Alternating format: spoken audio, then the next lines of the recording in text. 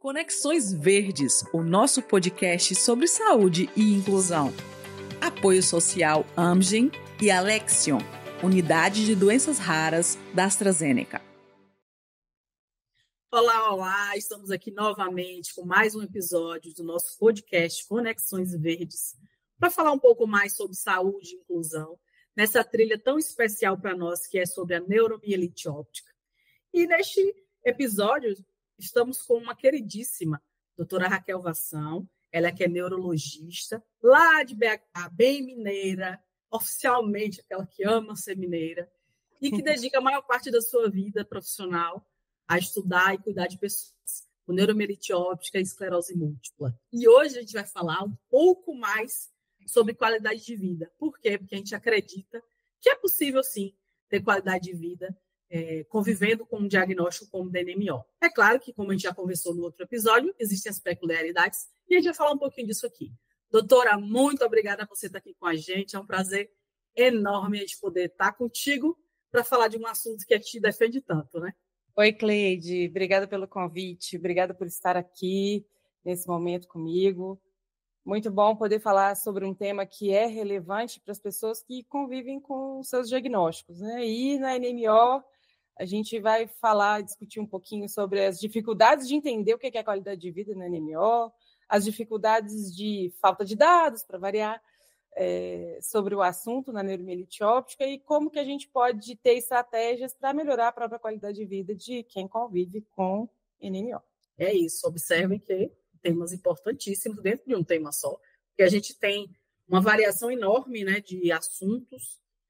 No outro episódio a gente falou sobre os pilares que é configurado, né, como qualidade de vida, e deu para perceber o quanto que é complexa essa percepção sobre qualidade de vida. E, para além disso, ela é subjetiva, claro, e para além disso, ainda como se tem um diagnóstico tão debilitante para a maioria das pessoas como é a da NMO. Então, o que é que você, como médica, que atua e lida com pessoas que estão o tempo todo tendo esse diagnóstico, tendo novas crises, tendo sequelas novas, tendo superações também, melhoramentos dessas sequelas, como que você entende que realmente é o conceito mesmo de qualidade de vida dentro da NMO? Então, vamos lá. Acho que o conceito amplo de qualidade de vida da OMS, ele é muito amplo, né? E, no meu entendimento, no final das contas, tanto para quem convive com NMO ou em qualquer outra situação, quando a gente fala em qualidade de vida, a gente está dizendo muito sobre a autopercepção da pessoa no contexto em que ela se insere. E quando a gente fala de qualidade de vida associada aos desfechos em saúde, ou seja, o que é que a saúde tem a ver com a qualidade de vida, a gente está indo atrás da seara de o que é o impacto da saúde na qualidade de vida das pessoas. Então, como que a saúde se relaciona com a qualidade de vida? E se eu tenho, ou se alguém recebe um diagnóstico como a neuromielite óptica, a gente sabe que pode ter um impacto muito grande na maneira com a qual a pessoa se percebe naquele ambiente em que ela vive, porque pode ter sequelas visuais, motoras, sequelas de controle de esfíncteres e dentre outras sequelas, isso vai ter um impacto na vida dessa pessoa. Então, ela vai se perceber de outras maneiras inserida naquele ambiente em que ela vive. E quando a gente tem isso, a gente vai ter impactos na qualidade de vida. Então, a percepção de como eu sou, eu, indivíduo que convivo com o diagnóstico, a partir daquele momento, como que eu lido com esse diagnóstico, talvez essas sequelas, naquele ambiente em qual eu me insiro, terá impactos. Então, se é uma pessoa que recebe esse diagnóstico e está lá trabalhando, vivendo sua vida, pagando suas contas e de repente, poxa, não consigo mais enxergar, como é que eu vou fazer para continuar vivendo esse momento? Como que eu vou fazer para continuar trabalhando se eu sou pedreiro e eu, na verdade, perdi a força dos meus braços? Isso são todos os desdobramentos na qualidade de vida das pessoas. E a gente tem dados em neuromielite óptica falando sobre, sim, que quanto maior o impacto em termos de sequelas da neuromielite óptica, pior a qualidade de vida, e que dor, estar empregado ou não, ou preocupações de continuar produzindo renda ou não, né, a presença, como eu disse, de dor e de sequelas motoras, talvez sejam as três principais problemas que impactam na vida das pessoas. Então, quando a gente dá um diagnóstico desse, a gente tem que pensar em todos os impactos, sim, daquela doença naquele momento do indivíduo, mas acho que o outro lado da moeda é como que eu posso apontar caminhos para esse meu paciente não cair apenas no impacto ruim e tentar transformar isso na vida dele. Acho que esse é o nosso grande desafio, né, Cleide, da BNMO, e acho que em quem pensa um pouquinho além do que só eu tenho que dar o diagnóstico, teve isso, teve aquilo, juntou A mais B, tem um anticorpo positivo, a NMO, acabou. Não é bem assim, né? A gente precisa entender em que contexto como eu comunico e de que maneira eu posso trazer isso para os lados que a pessoa possa escolher, logicamente ela vai escolher no final das contas, como que ela vai lidar com as informações e com os contextos da vida dela em relação com a nova condição.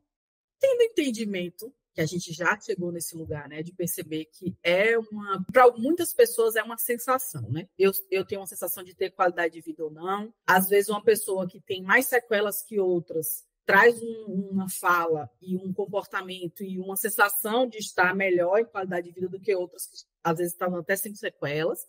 E aí entra a subjetividade. E aí você falou de que a grande dificuldade do profissional de saúde hoje é apontar caminhos. Então, o que é trazido nesse sentido? Né? O que é possível nesse sentido? Existe o diagnóstico, com sequela ou não, mas cada um vai ter que cuidar de situações, né, diferentes um do outro. Mas a partir desse diagnóstico fechado, o que precisa se olhar para esse corpo, para essa mente, para esse contexto dessa pessoa que agora está ali com uma situação debilitante ou com um potencial né, que pode virar uma situação muito debilitante a nível de sequela. Então, como que são esses caminhos que podem ser apontados e que a gente pode falar aqui para as pessoas que estão escutando a gente, para que preste atenção, para que fique atento, né? Claro que não vai criar uma paranoia, mas que preste atenção em pontos X, né? Quais são esses pontinhos aí? Dá essa luz para nós. Uhum. Então, primeiro é lembrar esse indivíduo que, mesmo tendo recebido um diagnóstico que é impactante, que denota aquela pessoa uma grande mobilização naquele momento, é lembrar aquela pessoa que, olha, isso aqui é seu diagnóstico e você continua sendo uma pessoa. Você precisa de se cuidar como qualquer outra pessoa em outros aspectos da saúde também, falando nesse contexto de saúde. Quando a gente pensa, e aí tem metodologias de avaliar isso, né, do impacto da saúde na qualidade de vida, a gente está falando de alguns parâmetros importantes, dentre eles, saúde física, então a saúde mental, claramente, o nível de independência, então a gente vai estar falando de mobilidade, de capacidade de desenvolver as atividades do dia a dia em casa. Eu vou estar falando também sobre como o impacto dessa condição que eu tenho ocorre nas minhas relações sociais com a minha família, com meu parceiro, com, enfim, as relações outras que a gente possa desenvolver durante a vida, o trabalho também. Como que isso impacta no meu ambiente ali estendido para família, negócios, trabalho, como que estudo, né? E de que maneira os meus valores, os meus próprios valores vão impactar também no desenvolver disso. Então, eu estou falando de, além de cuidar de um diagnóstico, ter acesso ao tratamento, ter acesso a uma reabilitação quando ela é necessária, ou a terapia ocupacional, que às vezes é muito importante nas deficiências visuais, né? Como que isso vai se relacionando com os outros desdobramentos? Então, olha, eu tenho que dizer para ele, você tem que continuar cuidando da sua saúde. Talvez não no primeiro momento, logo após o diagnóstico, até ele entender o que está acontecendo, mas na sequência, a gente tem que se certificar que essa pessoa está cuidando da saúde física como um todo. Então, mulheres, vocês estão olhando, estão indo no ginecologista? Está indo no posto fazer o controle de saúde, se for preciso, das outras condições que podem ocorrer, ou outras doenças autoimunes, né? Saúde mental está legal, tem impacto de depressão. Depressão é algo muito recorrente em pessoas com doenças crônicas e também em pessoas com NMO. Está cuidando de manter a mobilidade, às vezes isso pode ser na reabilitação, ou simplesmente mantendo-se ativo, ainda que dentro de casa, está conseguindo desenvolver pequenas tarefas, ainda que com suas dificuldades novas, né? Como que as pessoas à volta dela... Então, a gente começa a discutir que ações que essa pessoa pode tomar de atitude, e as pessoas que estão à volta dela, que se estiverem presentes naquele ambiente da conversa ali com o profissional de saúde, que isso esteja se voltando para cuidar da saúde de uma pessoa e, por consequência, manter o melhor de qualidade de vida que a gente conseguir, que a gente puder conseguir para essas pessoas. Então, a gente se atentar que é importantíssimo a gente ter acesso a tratamento preventivo de novos surtos, acesso à reabilitação, e que isso são pontos que a gente tem que se prestar a gastar tempo descobrindo se isso está ok, se não está, de que maneira que a gente pode auxiliar nisso, e que a pessoa também pode se colocar para ter melhores impactos, para não ter futuros impactos em sua própria qualidade de vida. Por outro lado, se atentar que essa pessoa precisa também de cuidados gerais de vida, de saúde, que precisam ser vistos. E acho que aqueles que a gente mais deve ir atrás é saúde física, saúde mental e as relações sociais. Aí quando eu falo relações sociais, eu estou não só dizendo as relações com as pessoas dentro de casa, as relações com os amigos e familiares, mas também com as relações de trabalho, né? Que sempre será uma preocupação e vai ser uma preocupação, principalmente em pessoas jovens com doenças crônicas que estão chegando aí. Muito obrigada por isso, porque nem todo profissional entende da necessidade e da responsabilidade que é para aquela pessoa se manter bem após um diagnóstico, esse cuidado dessa orientação, bora cuidar da vida, né? Mesmo com o diagnóstico, continue olhando para você como de outras áreas, né? Nas outras áreas todas que nós somos e vivemos e precisamos olhar e prestar atenção. E a gente defende muito isso aqui enquanto associação, inclusive foi um ponto principal, né, da nossa atuação, e quando a gente começou a fazer um trabalho mesmo junto aos pacientes, vinha muito nessa necessidade de afirmação da importância da rede de apoio e das equipes multidisciplinares no contexto de reabilitação, mas também, principalmente, no contexto de qualidade de vida. Sim. O que a gente entende. Na sua fala aí, você falou já vários profissionais que são necessários em alguns casos. Na maioria dos casos, a gente acaba precisando, no mínimo, do físio, pós-surto, né, geralmente, e do neurologista. Então, assim, a gente defende muito essa tese, né, de que é preciso ter rede de apoio e é preciso ter equipe multidisciplinar.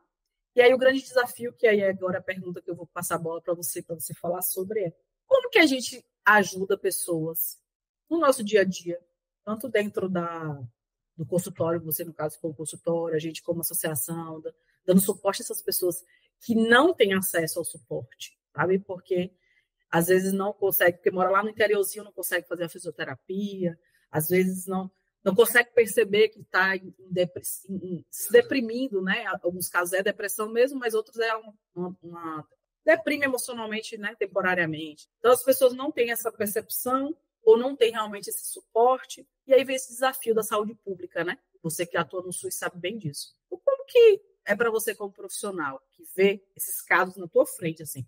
Como que a gente pode ajudar? E aqui já que a gente quer dicas, né? Como que a gente pode ajudar essas pessoas, para além da escuta, né? Primeiro que, assim, se associar à BNMO e entrar em contato com essa rede que vocês criam é maravilhoso. Eu sei que isso é uma das coisas que nos une, né, Cleide? Que me faz acreditar que é possível ter esse tipo de trabalho para pessoas com doenças raras, como a NMO. Por outro lado, quando a gente está lá no dia a dia, o que eu gostaria de ter? Por exemplo, a gente não tem no SUS, apesar de a gente ter iniciativas isoladas, a gente não tem no SUS iniciativas de qualidade de telereabilitação e de teleatendimento médico, né? Não necessariamente uma consulta completa, porque eu acredito muito, e isso, acho que mesmo agora, já 4 anos e tanto depois da pandemia, e a gente começar a fazer com mais frequência o teleatendimento, telemedicina, eu acredito que o teleatendimento, a telereabilitação, ela tem muito poder, mas que a gente precisa também de ter uma mãozinha encostando na perninha do paciente. Assim, eu entendo que, assim como a gente pode usar essas tecnologias para nos beneficiar e beneficiar as pessoas, e isso falando num contexto hipotético, porque a gente tem pouco acesso a esse tipo de iniciativa, né? Mas a gente também facilitar a chegada das pessoas a locais em que ela possa ter atendimento presencial. Porque, olha só, propor exercício via telereabilitação para uma pessoa com NMO, por exemplo, pode parecer que ela está bem e aí ela tem uma rigidez, uma espasticidade que não é detectável na avaliação, né, por através de telas, né?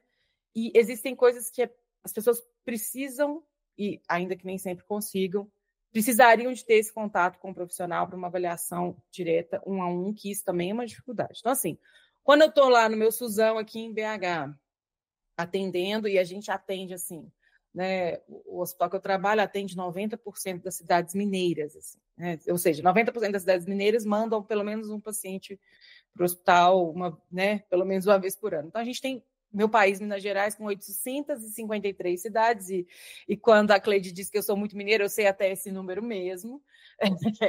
Nessas 853 cidades, é óbvio que a gente tem muitos cantinhos e cantões que não têm acesso à reabilitação de qualidade. Ou meu paciente até mora numa cidade que tem atendimento de fisioterapia, só que ele mora na roça e o carro estragou, né? Então, a gente conta também com algumas redes, uma delas é a Rede Sara, né? Porque promove internações de reabilitação, mas a Rede Sara também tem suas limitações, porque, afinal de contas, ela se propõe a reabilitar até o nível em que a pessoa tenha minimamente uma independência dentro de casa, em suas atividades. Então, só que passou dali também a Rede Sara, primeiro, porque ela precisa atender mais gente, né? E segundo, porque seria impossível atender todo mundo para sempre, né? Também não consegue manter esse atendimento contínuo. Contudo, ela é capaz de deixar orientações para casa, coisas que a pessoa por si própria, que eu acho isso, inclusive, que acredito muito nisso, no envolvimento da pessoa que convive com aquela condição e da família na reabilitação. Então, também trazer tarefas para que aquelas pessoas consigam se orientar e chegar àquilo, a uma melhora, ainda que não seja 100%, alguma melhora. Então, aqui em Minas, a gente conta com a Rede Sara, a gente manda esses pacientes, cadastra esses pacientes lá, e a Rede Sara se usa também de telemedicina e telereabilitação em alguns casos em que o transporte possa ser muito difícil de chegar aqui. Então, assim, a gente, na prática, o que a gente faz? Relatório para as prefeituras, e lembrando, né, que a reabilitação, a fisioterapia é um módulo de atuação da saúde pública que é de atenção primária. Então, a obrigatoriedade de fornecimento de reabilitação é das prefeituras. Então, quando a gente fala isso, às vezes eu estou aqui em Belo Horizonte, eu tenho CREABs maravilhosos, mas o cara que mora aqui do lado, em Ribeirão das Neves, ele não tem acesso a uma CREAB, são centros de reabilitação que a gente tem aqui, eu estou apontando aqui para perto, que aqui perto de casa tem um, e assim, eles têm estruturas gigantes que atendem muita gente e que não necessariamente chega rápido, mas que os pacientes chegam, são atendidos, mas isso, aí às vezes 10 quilômetros para o lado, a pessoa não consegue ter acesso a esse tipo de rede, então a gente tem que ficar pedindo, e às vezes o paciente neurológico, ele precisa de um atendimento continuado, ainda que não seja 3, 4 vezes por semana, mas um atendimento em alguém que possa fazer avaliações e prescrever exercícios, e isso é difícil. Então, a gente tem que ficar insistindo. Normalmente, é trabalho de formiguinha. Do ponto de vista de sistema, é isso. Quando a gente consegue ter um sistema organizado, e assim, tem cidades pequenas que conseguem ter atendimento muito legais, e cidades grandes que, às vezes, não conseguem fornecer para as pessoas adequadamente, né? E aí, mais outro degrau, às vezes a pessoa tem acesso a profissionais que são fisioterapeutas gerais, sem formação extra em reabilitação neurológica, o que às vezes é um grande problema, porque às vezes o problema dela é equilíbrio, não é força, e aí está lá fazendo treino de força, né? Às vezes o problema é a sensibilidade, não é força. Então, tem várias outras questões. Então, a gente tenta, na prática, do ponto de vista assim, de reabilitação, a gente tenta se utilizar de estratégias que sejam possíveis, pedir pelo amor de Deus, eu falo que tem que deixar uma gotinha de lágrima cair no relatório que a gente está escrevendo, às vezes, para dizer que é necessário, que aquela pessoa precisa, né? Porque às vezes tem pessoa que está lá esperando 1 ano para reabilitar de um surto que aconteceu há 3 meses atrás, isso, né, é complicado, porque idealmente a reabilitação começaria assim que sair do hospital, né? Então tem todas essas dificuldades sistêmicas, e do resto, vamos dizer assim, do resto da vida, vai variar, vai ser muito um atendimento individual mesmo. Então, nas consultas subsequentes a um diagnóstico, a gente vai tratar de vários assuntos, inclusive, e aí, continuou trabalhando? Como é que está a sua situação? Como é que você já foi atrás disso? Isso vai fazer diferença para você no seu trabalho? Ou não? Foi legal? Vai precisar, né, conversar sobre o tema com outras maneiras? Vai precisar de um relatório para o INSS? A minha luta é para que, sempre que possível, essas pessoas se mantenham ativas, ainda que um período pós-surto fiquem afastados, né? Que isso também, essa percepção de produtividade, né? Nossa sociedade é muito valorizada e, de fato, não tem muita escapatória de não ser, né? Então, são coisas que a gente precisa se atentar também, né? E nas orientações como um todo de vida, né? A gente precisa saber quem que é essa pessoa que está ali, né? Nem sempre dá tempo para todo mundo, nem sempre esse tipo de atendimento é possível, mas é necessário para que as pessoas consigam lutar e ir atrás das próprias coisas. E, por exemplo, outras coisas que a gente... a reabilitação é uma, mas beleza, reabilitei, meu fisioterapeuta falou que eu posso lá fazer exercício físico, aí eu vou para a academia e falam que eu não posso por causa da minha condição, preciso de um relatório para dizer que eu posso fazer exercício físico, e dentre outras coisas. Então, a gente precisa também se atentar a isso. Não, eu já melhorei o suficiente, então está na hora de ir para a academia, não tem academia, está na hora de fazer uma caminhada, mas dá para fazer caminhada onde eu vivo? Em todas essas barreiras, porque a gente, no final das contas, a gente está promovendo saúde física, e aí eu lembro a vocês que um paciente com neuromielite óptica, ele tem maior risco de ser internado, e pacientes internados e imunossuprimidos têm maiores riscos também de complicações dentro de uma internação. Mas se ele tiver uma saúde física geral bem mantida, ele também reduz muito o risco dele de complicações numa internação. Então, a gente tem que enxergar essas nuances todas da pessoa e do diagnóstico para reduzir o impacto se tivermos próximos surtos, próximos eventos, reduzir os impactos desse surto e facilitar que essa pessoa consiga se reabilitar e melhorar o máximo possível no que der dentro do contexto dela, né? Que são os nossos desafios, e principalmente no SUS. São um desafio bem grande. E aí a gente tem que reforçar um ponto, que a gente já fala isso muito nas redes sociais, também aqui em um dos episódios a gente falou, sobre a necessidade das pessoas, a palavra não é nem necessidade. E é importante a gente lembrar também para as pessoas, já dissemos aqui em um outro episódio, da distinção que é preciso ser feita de que nem tudo é NMO. E aí, do ponto de vista de saúde, que é o que você acabou de dizer também. A gente tem que entender que é preciso continuar sendo feito acompanhamentos. A gente precisa entender que acompanhamentos de saúde são necessários ao longo da vida, porque a gente vai envelhecendo, o corpo vai necessitando desses acompanhamentos, que independente de você ter uma condição como NMO, um diagnóstico como NMO, você teria que estar fazendo. Mas o que vocês estão dizendo? A gente está falando de ginecologista, mamografia, acompanhamentos que têm a ver com a saúde masculina, pressão, colesterol, glicose, diabetes. Então, você tem várias outras questões que envolvem a saúde como um todo e do envelhecimento. Na mulher vem menopausa, do homem vem andropausa. Tem uma série de coisas que não necessariamente tem a ver com a NMO e nem também é efeito colateral de tratamento de NMO. E isso é importante a gente olhar, porque aumenta mais ainda essa sensação de a gente não estar tendo qualidade de vida, porque a NMO me trouxe X, Y, Z doenças. E, na verdade, não. É o próprio corpo, é o envelhecimento desse corpo, ou a falta de cuidado, né, anterior, de uma vida toda, às vezes, com esse corpo, que vem trazendo outros tipos de patologias, de comorbidades e outras situações que precisam ser cuidadas. Então, a gente precisa olhar também para essa qualidade de vida para além da doença, né? Para além do diagnóstico, para além desse remédio. E eu vejo muito dentro dos grupos de apoio da gente, né, do WhatsApp, às vezes nas lives e nos momentos em que a gente faz a abertura para perguntas dos pacientes, muito questionamento que são sintomas ou características de coisas do corpo, de outras situações, de outras especialidades médicas, do envelhecimento. E eu queria que você falasse um pouquinho sobre isso, assim, porque é preciso que as pessoas percebam que o seu corpo continua sendo um corpo. E ele tem várias outras coisas ali, né? Literalmente do pé à cabeça.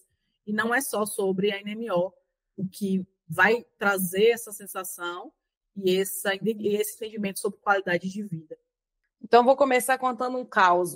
Um paciente meu do consultório chega para mim falando, chateadíssimo, porque ele tem o diagnóstico de NMO, acoporino positivo, a manifestação dele foi ocular, exclusiva até o momento, está tratado, está indo bem.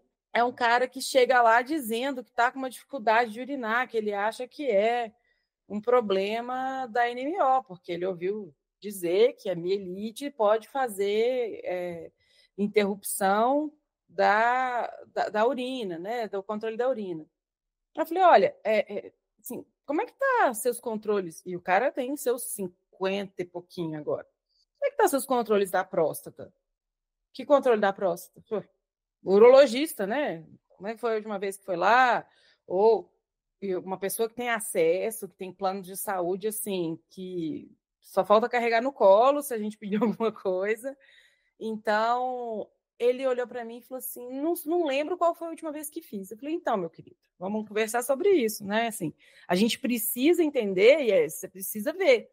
O diagnóstico de NMO é uma coisa, porque era um paciente que tinha como única queixa uma retenção urinária, na verdade era uma dificuldade de iniciar a urinar, iniciar a micção, que é um dos sintomas típicos de quem está com a próstata aumentada, porque a próstata fica em volta da uretra, se a próstata cresce, a pessoa precisa fazer mais força para urinar. E aí ele falou, eu falei, então eu já pedi o exame de sangue lá para ele e encaminhei para o urologista. Afinal das contas, era uma próstata que estava em aumento. Então, assim, como que a gente traz essa noção? É lembrando todo dia essa pessoa que, olha, NMO é um diagnóstico. Imunossuprimir aumenta, sim, risco de algumas coisas, como há aumento de risco de câncer em todo paciente, qualquer paciente, você trabalhar com o sistema imune dele, ou seja, através de tratamentos imunossupressores, aumenta o risco de câncer. Mas qual câncer? Os cânceres que são os comuns da nossa população geral. E não vai aumentar vertiginosamente, senão a gente nem tratava. Se fosse para ter câncer em todo mundo, não ia tratar desse jeito. Mas tem que ficar de olho. E o que é ficar de olho? Olha só, uma em cada 200 e poucas mulheres terão câncer de mama. Então, não adianta tratar a NMO perfeitamente se nunca vai fazer a mamografia quando está na idade de fazer, quando está na época de fazer. E a idade de fazer não é só a idade recomendada. Peraí, na minha família tem história familiar de câncer de mama? Não tem, isso faz diferença. Tem história familiar de câncer de ovário? Não tem. Então, procurar se informar sobre a saúde geral e se tratar disso, não é? Porque, às vezes, a gente se pega no consultório ou no ambulatório do SUS, e aí o resto das coisas estão em dia?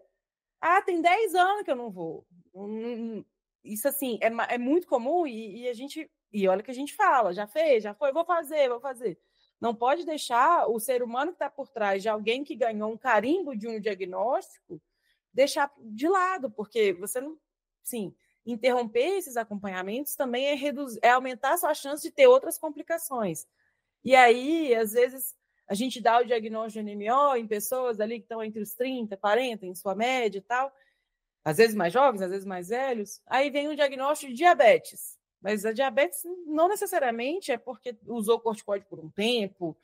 A pessoa que está ali precisa se cuidar, ou é porque está obesa, não tá, tem obesidade, não está tratando da obesidade também, que também é um diagnóstico, também é uma condição a ser tratada, né, a ser encarada como algo a ser tratado.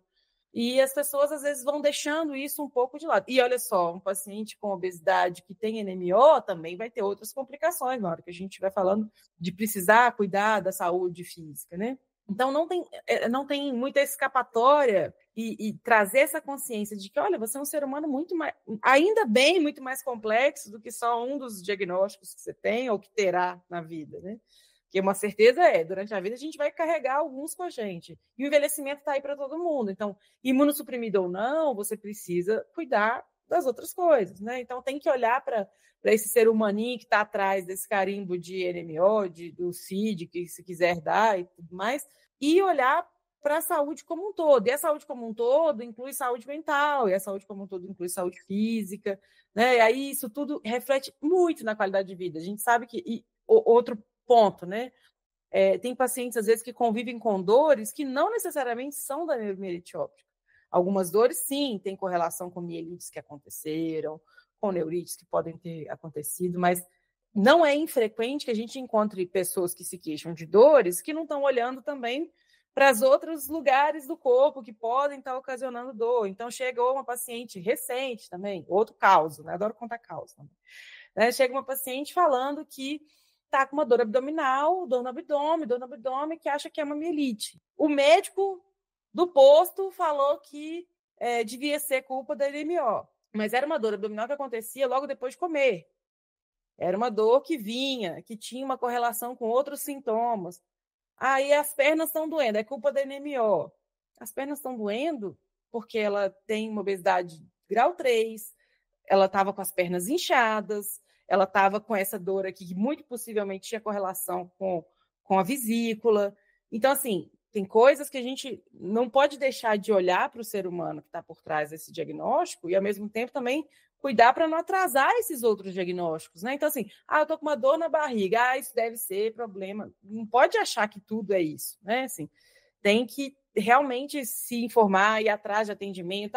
E a gente sabe como é que é a história das pessoas com NMO quando se fala de procurar atendimento. Que antes do diagnóstico não sabe o que é, fica lá batendo e voltando, às vezes, várias vezes, até encontrar alguém que acredite no que você está falando, né? Se não for muito grave, demora, né? Começa por aí. Então, a tendência é que depois do diagnóstico, você também aceite essa justificativa. Não, isso é culpa do seu diagnóstico aí, raro aí que você tem aí. Né? Isso não pode ser uma coisa de um ser humano qualquer, mas elas são frequentes. Né? E lembrando, uma das condições que eu acabei de citar aqui, né? Problemas na vesícula, pedra na vesícula. É comum em mulheres por volta dos seus 40, em geral acima de sobrepeso ou com obesidade. Então, também são condições que às vezes são comuns no grupo populacional que acomete a neurite óptica. Eu tenho uma dor de cabeça, isso é culpa da minha neurite óptica. Já ouvi isso 10 mil vezes. Às vezes é uma enxaqueca, muito mais fácil de controlar do que uma dor neuropática. E também, enxaqueca também é comum em mulheres, e assim, muito mais comum em mulheres, inclusive, do que em homens. Então, a gente tem que olhar para essas outras sensações, esses outros problemas da vida também como necessidades de um corpo que está ali e que você está habitando por esse tempo que estamos aqui, que precisa ser bem tratado também. Né? E isso, gente, isso tudo influi também em como você se percebe como um ser vivente dentro dos contextos que você está vivendo. Porque se você está se percebendo como uma pessoa doente, uma pessoa que é incapaz, eu não gosto desse termo, mas é um termo como as pessoas costumam se sentir às vezes. Eu sou incapaz de fazer minhas coisas. Se eu estou com a saúde prejudicada, eu também me sinto mais incapaz ainda de me relacionar, de executar tarefas, de ser quem eu quero ser, onde eu quiser ser.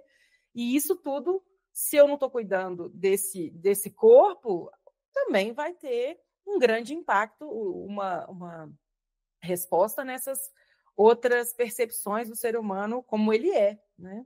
Acho que isso é bem importante trazer essa mensagem e falar que, olha, deixa de olhar só para um pontinho, que ele é importante, ele precisa ser olhado, mas ele precisa ter o tamanho que ele tem que ter na sua vida, né? Ele não pode ocupar todas as esferas da sua vivência, né? Não é para ocupar todas as esferas da sua vivência. Então, acho que isso é uma mensagem que, ao longo do tempo, ao longo da minha carreira, eu fui vendo que eu não vejo histórias de sucesso em pessoas que não olham para si como um ser humano que também carrega aqui, na mochilinha aqui, um diagnóstico e tal. Porque se a pessoa fica centrada o tempo todo em um diagnóstico apenas, e aquilo ali que é a culpa de todos os problemas também vai ser a culpa de todas as derrotas, e de repente não há mais nada além daquilo. E isso é a pior coisa que poderia acontecer para mim, como uma pessoa com anemia ou com qualquer outro diagnóstico. Assumir que ele seja a única fonte do intolerável, do problema, da dificuldade da sua vida, que isso não pode ser visto dessa maneira, e porque isso também deprecia o próprio ser humano que você é. Então, olhar para si como um ser humano muito mais amplo do que não é só, mas do que um diagnóstico como NMO. E aí, depois de uma reflexão que eu acho que, independente da pessoa ter já um diagnóstico, se for humano, para pensar sobre isso que foi dito aqui agora, a gente precisa se olhar, os diversos pontos, né, que temos para serem olhados, o que no final das contas a gente tem que ter no nosso radar em relação a essa saúde geral. E aí eu vou falar algumas coisas aqui, você disse que tem mais além, com certeza vai, mas eu penso sempre assim, manter o movimento daquilo que está preservado no nosso corpo, né? Tentar encontrar um jeito de manter esse movimento. Tomar sol, beber água. Eu não bebo muita água porque eu tenho uma bexiga neurogênica, à medida que eu bebo muita água, e aí usa sonda, e aí faz na fralda, e aí as pessoas vão criando situações que vão se prejudicando lá na frente por outros motivos, né? Essa hidratação que a gente precisa ter, a alimentação que precisa ser comida de verdade, né? Que a gente fala no popular, a comida que é natural. O que é mais que as pessoas precisam entender dessa coisa integral, que tem muito a ver com a NMO, porque a gente precisa olhar para Alimentação anti-inflamatória, desinflamatória, evitar situações que nos piorem enquanto condição neurológica, claro. Mas nesse contexto geral, né? O que é que a gente precisa olhar objetivamente, assim, além dessas coisas que eu falei? Você falou, né? Manter o corpo se mexendo, né? E quando eu falo manter o corpo se mexendo, é fazer atividades físicas que te levem a te lembrar que o corpo precisa se lembrar que ele precisa se manter. Eu costumo dizer para meus pacientes que, olha, o seu cérebro precisa todo dia ser lembrado que o teu corpo precisa se mexer, que tudo precisa estar se mexendo para poder saber que está vivo e se manter bem vivo. Isso é para todo mundo, não é para quem tem anemia, é para todo mundo. Então, mexer o corpo é basicamente lembrar o cérebro que você está vivo, que tudo aquilo ali precisa de esforço para ser mantido e precisa de esforço também para viver. Claro que a alimentação é muito importante e a alimentação sem uma alimentação nutritiva, acho que mais que saudável, porque às vezes o saudável se mistura com coisas mega industrializadas que chamam de saudável e na verdade não são, né? Então, alimentação nutritiva de comida de verdade é super essencial. Além de tomar... E aí eu talvez vou trazer o que a gente deve tomar cuidado. Cuidado com os conceitos de desinflamação e anti-inflamatório, que às vezes também, né, nas bases de dados que a gente vê aí da internet afora, tem muita falácia sobre o que... E aí não se atentar que o que dizem por aí talvez seja bem longe do que realmente deva ser. Então, tomar cuidado com alimentação muito restritiva. Pelo amor de Deus, não sai restringindo tudo que você viu que o blogueiro disse que é anti-inflamatório, porque não necessariamente é, né? Eu diria que viver a vida com qualidade também traz qualidade de vida. O que quer dizer isso? É não se eximir, não sair dos compromissos sociais e da família, com os amigos. Então, assim, eu não vou porque como eu tenho dificuldade de mobilidade, eu não vou conseguir chegar nesse lugar. É tentar alternativas para se manter ativo nesses lugares também. Então, não só no trabalho, não só no dia a dia em casa. Às vezes a gente sabe que é difícil, às vezes pode ser até impossível, né? Mas lembrar as pessoas, e principalmente aquelas pessoas que se importam com você, que você se importa com elas. E esse número não necessariamente são 30, 40 pessoas, talvez sejam 5 ou 10, e olhe lá, estamos felizes com isso, se for esse número.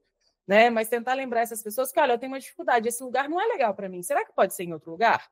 Se for um compromisso social, alguma coisa, para que você não passe despercebido e não deixe de ser necessário. Porque quem está sempre por lá também se faz necessário, se faz presente. Então, não deixar de viver as experiências com as outras pessoas que você queira viver também, né? Pelo amor de Deus, não se obriga aí no lugar que você não gosta, não, vai fazer mal para a saúde. Né? Mas, assim, além de cuidar da saúde, da alimentação, da saúde física, é tentar viver o melhor possível e perto das pessoas que você realmente considera que sejam essenciais para a sua vida. Então, pessoas que te façam bem, pessoas que... Esses compromissos sociais que vão te fazer feliz, que vão te fazer interagir com as pessoas que você ama, que você curte, estar juntos. Então, tentar não se fechar dentro de um mundinho de casa, que isso é também muito ruim. E a gente sabe que é difícil, a gente sabe que tem desafios nisso também.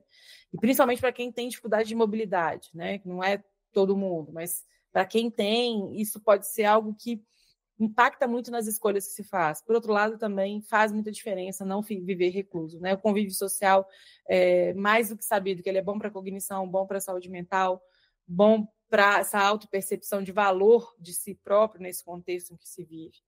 Então, cuidar da saúde, fazer os controles ideais, cuidar da alimentação como um todo, manter o corpo ativo e manter a mente ativa com as pessoas que se ama e em lugares também legais que você quiser. Pode ser uma viagem ou pode ser a esquina. Isso tudo pode ter valor para você.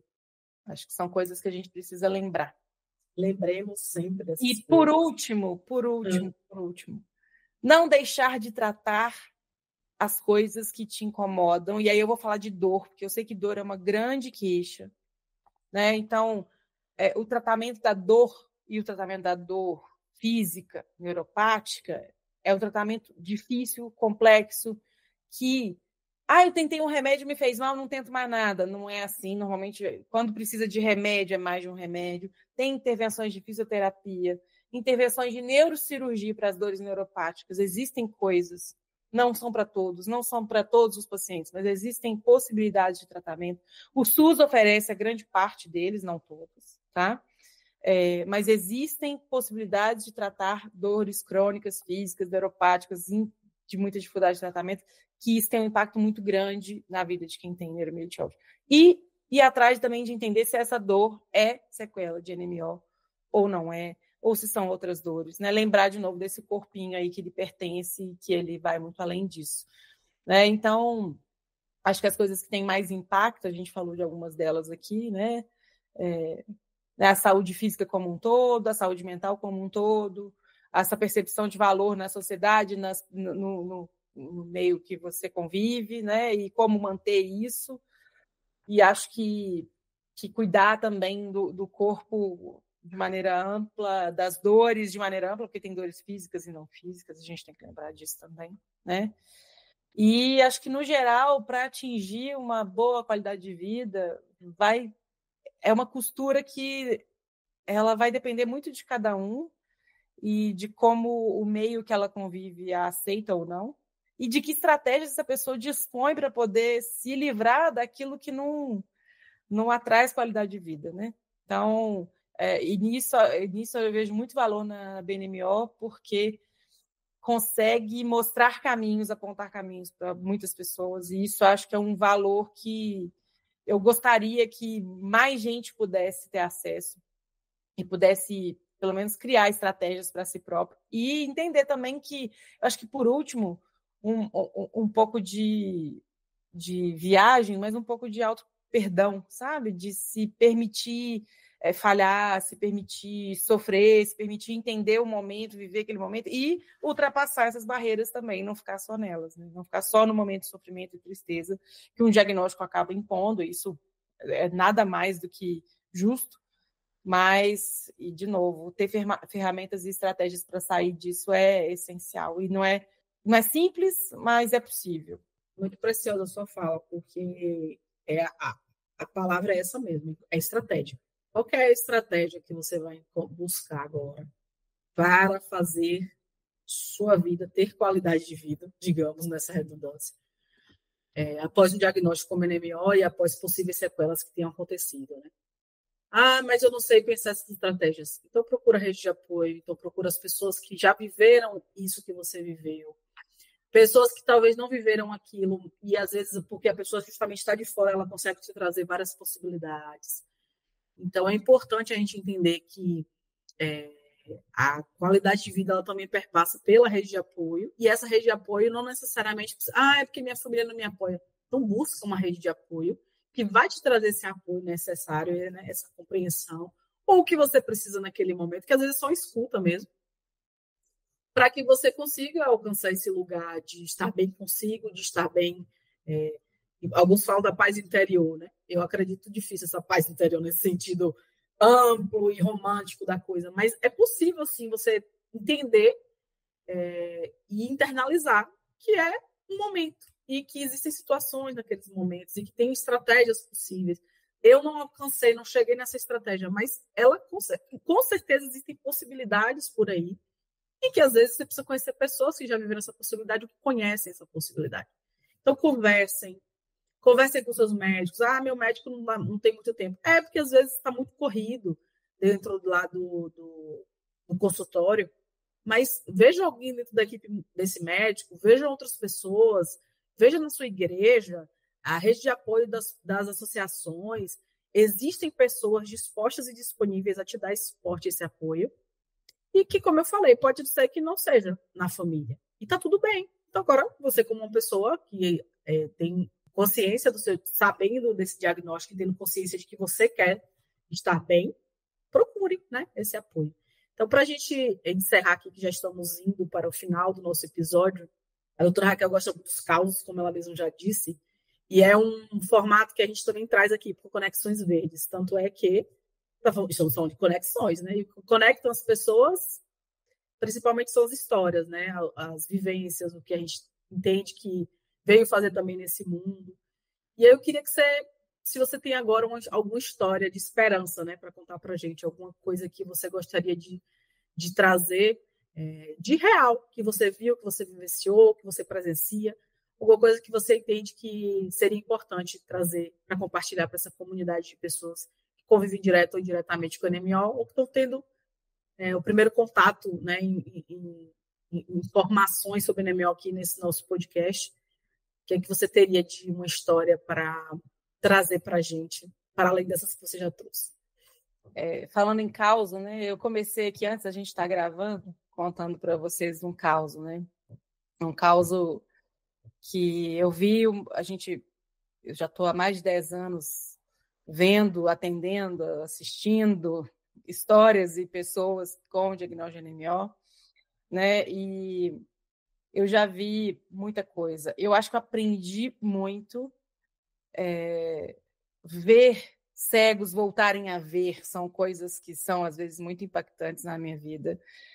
Sim, eu já vi gente que estava cega e voltou a ver, e às vezes a gente falando isso assim, parece algo muito absurdo, mas é muito fora da realidade, mas é algo que a gente traz. Eu trago essa situação não só como uma situação que acontece, de pessoas que realmente não estavam enxergando e voltaram a ver, mas eu também vi gente que estava cega para a vida voltar a enxergar a vida.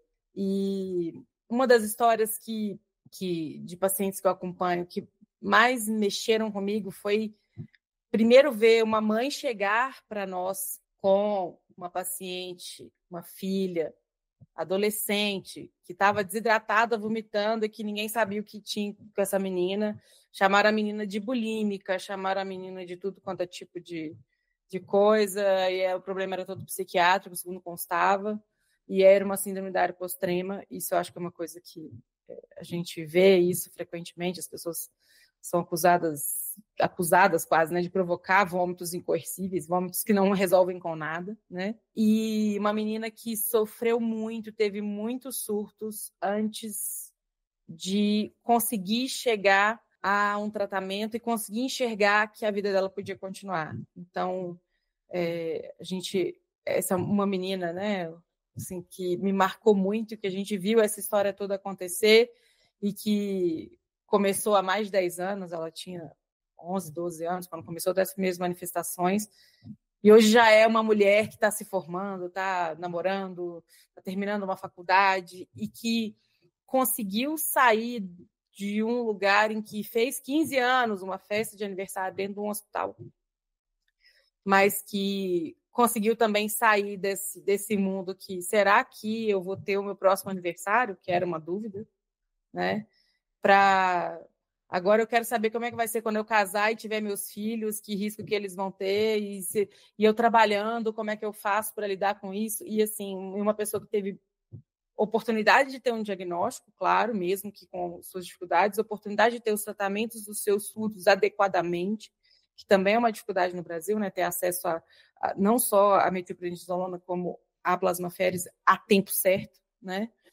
E depois receber tratamentos adequados que a fizessem hoje em dia estar há anos estável e olhar para frente e pensar no futuro, né? Que são coisas que aos 15 anos não se sabia se ela chegaria aos 16, mas chegou aos 16, aos 20 e poucos e está indo para frente. Então, olhando para histórias como essa, em que as pessoas, e que felizmente são pessoas que tinham um suporte familiar muito grande, pessoas à sua volta que também a estimularam a persistir, a continuar indo atrás, mas que conseguiu deixar voltar a enxergar o futuro, né? Eu acho que isso, não necessariamente o voltar a enxergar é só com a visão, com os olhos, a visão física, né? Mas às vezes o voltar a enxergar um futuro, voltar a enxergar os caminhos é o que eu mais admiro na história de pessoas com NMO que eu já tive a oportunidade de conhecer. E eu fico muito orgulhosa de poder,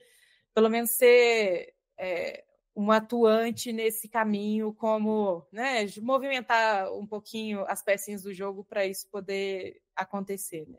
Não depende só de quem trata, mas não depende só de quem convive com o diagnóstico, mas depende de todo um contexto em que a pessoa, muitas vezes, é a grande estrela do seu próximo caminho e faz questão de seguir. Acho que isso eu aprendo muito todo dia vendo essas histórias.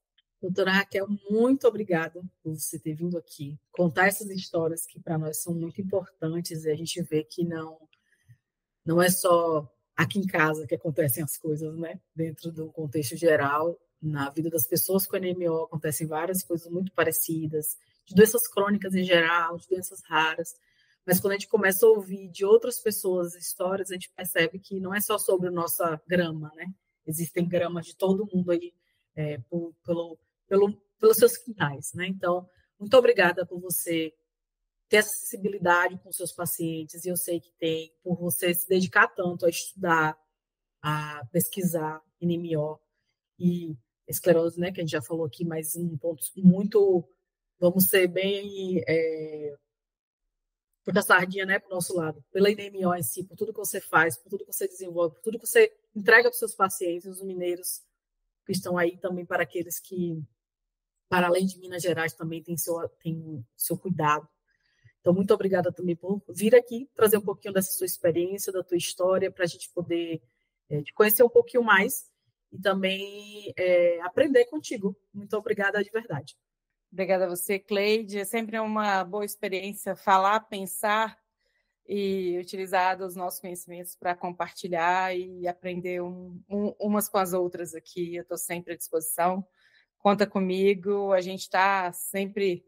Se a gente tem o mesmo objetivo, a gente é o mesmo time. Até mais. É isso aí.